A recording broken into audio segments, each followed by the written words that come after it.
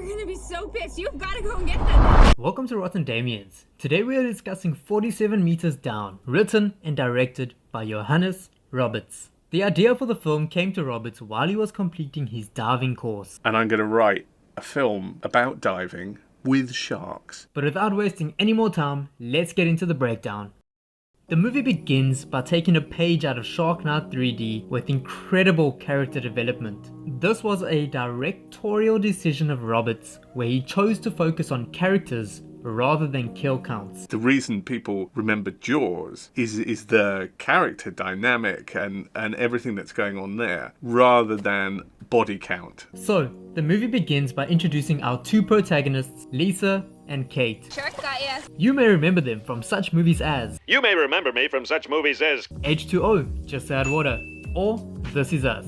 Anyway, you don't need to know much about them except that they are sisters and Lisa's partner recently left her. It's my fault, he got bored. In an attempt to cheer Lisa up, Kate suggests that they go out and party it up. We then cut to a montage of drunken fun, during which they meet Lewis and Benjamin, who invite the ladies to shark cage dive. Lisa is hesitant at first, but Kate motivates her. They won't be the type of photos that a boring person would take. I was kind of shocked by this line. It feels kind of bitchy, almost like she's rubbing sand in the wound, pun intended.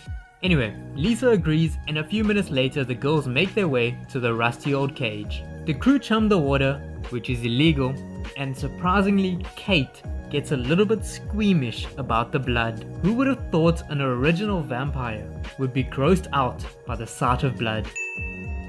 A major attraction for this movie was the fact that 90% of it was filmed underwater. 95% of this movie takes place underwater, and I think that was what was so compelling to us as actors, was this physical and sort of emotional challenge of shooting underwater. The underwater scenes were filmed in a man-made tank where Mandy Moore and Claire Holt had to undergo diving training. You guys have scuba experience before you did this? No. We had a crash course. We had maybe an afternoon in a swimming pool in Los Angeles, and then we did 2 open water dives, and then we were on our way to shoot the film. The girls filmed in the tank until their oxygen ran out, and then they would resurface, fill the tanks, and repeat. I honestly thought this was amazing, and it truly shows how incredible the actresses are. I mean, most of their face is hidden, and they need to deliver lines while swimming underwater, breathing through a mask. Pretty impressive. Anyway, the girls get into the cage and everything seems great until they drop the camera and a massive great what eats it. You drop it, you gotta go down and get it. Well, I guess there's no point in getting it now. The sharks are not practical and were completed after filming by a company named Outpost. I think they did an amazing job by making the shark look incredibly realistic and blended with the environment, which is no easy task when we factor in all the refraction and different lighting schemes in the water. The cage slips slightly and Lisa freaks out. She asks Taylor, the captain, to bring them up, and while they are being raised, the winch mechanism breaks, sending the girls plummeting to the bottom of the ocean. What would you do? The scene where they hit the ocean floor is one of my favorites. I love how after all the chaos, it immediately goes silent.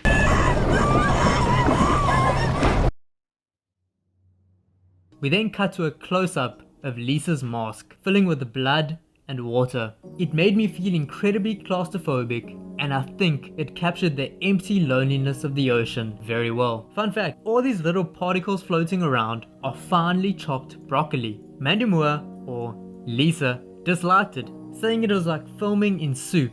Right mirror. It says 80 bar. At this depth, that means we have about 20 minutes tops. Experts commented on this scene, saying that they wouldn't even have 15 minutes of air, considering the incessant breathing and the depth in which they are situated. But you gotta remember, this is just a movie, and if the characters drowned after 5 minutes, it wouldn't be very fun. Kate wants to swim a few meters upwards in hopes of coming into range to radio Taylor, but unfortunately, the ladies are trapped by a piece of machinery blocking the hatch. The only way out is through the side, but Kate can only fit if she removes her oxygen tank and mask. She removes her mask and Kate squeezes through. Lisa then passes the mask once she's on the other side. Originally I was confused about how they remove the water from their mask, but I suppose the mask has a function that expels the water. I lied. Apparently there is a technique to clear water from a dive mask. The more you know.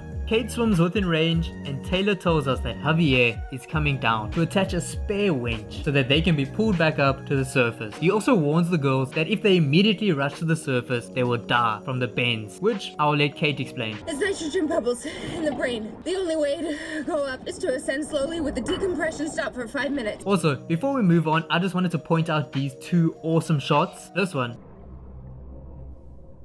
And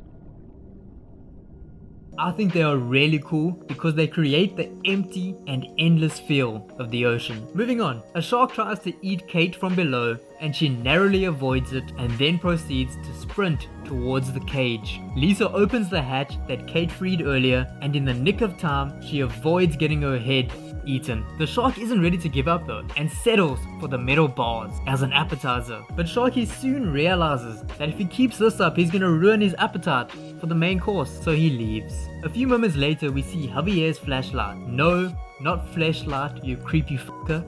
Yes, a flashlight. But the light isn't moving, so the ladies are worried that he's either lost or injured. Lisa decides that she'll go check it out. Kate can't go because her oxygen is much lower than Lisa's, so she needs to conserve her air. Lisa, learning from Kate's mistakes, sinks to the floor so that no shark can attack her from below. Nevertheless, a few moments later, we see Sharky behind her. Lisa thinks fast and quickly swims into a cave, denying the shark from munching on her toes. She continues into the cave and we get a jump scare where the shark peeks his head in from the side and tells her, "My name's Bruce." She swims away and hides behind a rock until the shark either loses interest or doesn't know where she is. She keeps going and eventually reaches the end of a cliff, giving us a visual that most definitely caused my thalassophobia to flare up. Lisa takes a deep breath of her limited artificial air and just keeps swimming. Once she swims over the cliff, she's out of reach from Kate and can no longer radio with her. We are again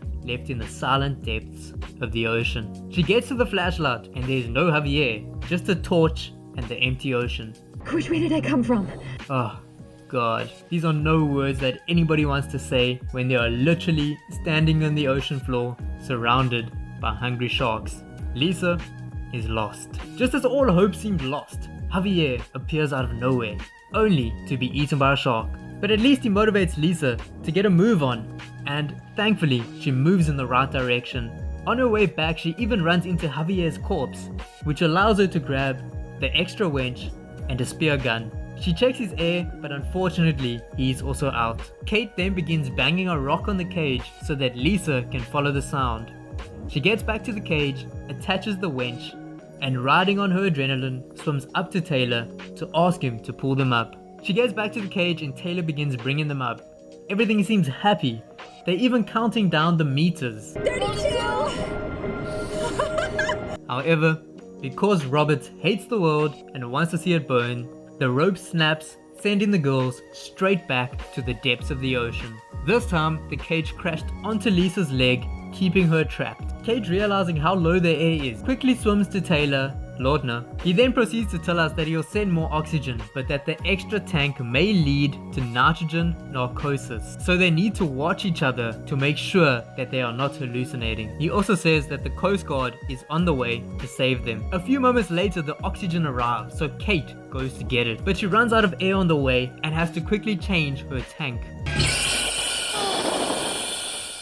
Can you imagine how good that feels? Almost like your first sip of coffee in the morning, or when she puts it in your ass. Kate tries to make her way back to the cage, but unfortunately, she's attacked by a shark. Just keep in mind that it bit her on the head. This will be an important detail later. She also drops the oxygen tank just outside of reach for Lisa. This is why I commend Roberts for his choice to develop the characters. I was honestly shocked and a little bit sad when Kate died. Whereas if he had focused on the kills, her death wouldn't have meant much. Can you imagine how Lisa feels? Lisa, trapped and running out of air, tries to grab Javier's spear gun, but it accidentally fires and sends the spear into her hand. It cuts her, but it also frees the spear. She then uses the spear to create a pulley-like system and grab the tank. Similar to Kate, she runs out of air and has to quickly change the tank. While Lisa is resting, we hear Kate on the radio saying she's alive, was attacked by a shark, and is currently being circled by even more sharks. Lisa, on her Euro complex, tells Kate to sit tight because she's coming to save her. I really enjoyed watching Lisa's character develop during the movie. She starts as this insecure and afraid lady, and as the movie progresses, we see her become braver and more confident. Hence, she kisses Lewis, she gets in the cage, and now she's coming to save her sister. I'll be completely honest with you, I have no idea how she freed her leg. Maybe someone more experienced and knowledgeable can help me understand. But she uses a tank and some inflatable device to raise the cage, and then she drags her leg out, scraping her shins but also freeing herself. She finds Kate lying behind some rock. Take note that her leg is bleeding, yet as we saw earlier, the shark attacked her head. Kate lights a flare to keep the sharks away, and they begin ascending. As they reach 20 meters and begin their nitrogen decompression, the flare runs out. The ladies scramble around to light another one, and as soon as it ignites, we are greeted with a terrifying visual of multiple sharks about to bite down. They abandon the decompression at 3 minutes and make a scramble for the boat. Once they resurface, Taylor throws them a lifebuoy, but Lisa is dragged underwater. I guess the lifebuoy must be defective, because it's clearly not saving lives. They get to the boat, but Lisa is dragged under once again. Let's just watch that scene one more time and acknowledge how great of a job Outpost did with the CGI. They get both girls on the boat, and while treating their wounds, Lisa's hand begins floating, almost as if she's in water. We then cut back to her sitting in the cage, and yes, Lisa had nitrogen narcosis and hallucinated the entire thing. This is why I pointed out that it wasn't Kate's leg that was injured. Originally, the shark went straight for her head. Katie's dead, and Lisa is still trapped. Roberts, you sick bastard. The Coast Guard eventually arrive and bring Lisa to safety. Originally, Roberts planned an even darker ending by letting Taylor and the crew abandon Lisa, leading to the death of both girls. But ultimately, he decided that the movie needed some hope, so he let Lisa live. If you enjoyed this breakdown, please like, comment and subscribe. It really helps the channel grow and for me to reach my goals. Okay, my review. It would have been great to have both sisters survive, but I think the ending is perfect. In the film industry, we too often get the perfect ending, which leads to us quickly forgetting the movie that we just witnessed. But this ending, it'll stick with us. And when we think back to it, we'll have the sense of dread. The ending reminds me of the horror movie titled The Descent, which was released in 2005. It had a similar ending where the protagonist hallucinates her escape, only for the movie to cut back to the present and reveal that she is still stuck in the cave waiting to die. 47 Meters Down is an awesome movie, and I'll give it 8 Rotten Damians out of 10. Roberts, you did an awesome job. Thank you for watching, and I'll see you next week.